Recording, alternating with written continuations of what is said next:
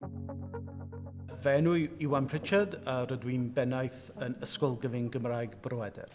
Fe agoron ni yn 2012 gyda 71 o ddisgyblion. Rydyn ni erbyn hyn gyda dros 900 o ddisgyblion. Dwi'n gweld fy rôl i fel rhywun sydd yn galluogi staff a disgyblion a rhanddeiliaid eraill i fod eisiau i'r newid yna fod yn llwyddo. Rydyn ni wedi bod yn cyflwyno'r newidiadau yn raddol yma ym Bro Edern. Dydyn ni ddim yn gweld y newid fel rhywbeth cyflym sydd yn gallu digwydd dros nos. Mae'n hynod o bwysig bod ni'n dod â phawb gyda ni fel rhanddeiliaid. Mae'n hynod o bwysig bod y staff a'r disgyblion, y llywodraethwyr a'r rhieni i gyd yn ymwybodol o pam bod y newid yna'n digwydd, bod nhw i gyd yn prynu mewn i'r weledigaeth ar gyfer y newid. Dwi'n meddwl bod e'n hynod o gyfroes i'r plant ac i ni fel rhieni i weld y cwricwlwm newydd yn dod mewn. Mae'n holl bwysig bod y plant yn y marn ni yn cael yr un profiadau, yr un gwybodaeth, fel sylfaen cyn bod nhw'n dod i'r ysgol uwchradd a bod nhw gyd yn dechrau yn yr un man, felly fi'n credu bod e'n peth gwych iddyn nhw.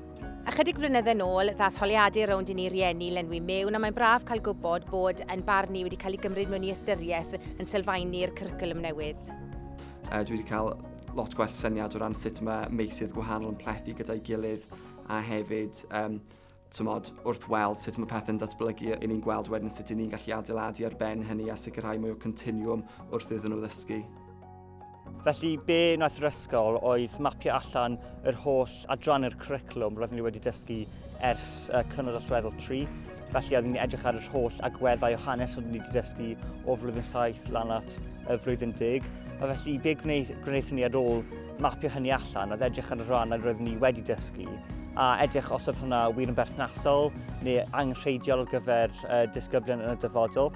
Ar ôl wedyn edrych ar ôl be ni wedi dysgu, wnaethon ni edrych ar be ni'n teimlo fel oedd ar goll o'r cwricwlwm a be ddylai cael ei ddysgu i ddisgyblion yn y dyfodol. Ac felly o hynny, wnaethon ni roi adborth i'r athrawon ar sut dylai'r cwricwlwm newydd mae'r ysgol yn dylunio edrych a pa hanes dylai ddisgyblion ddysgu.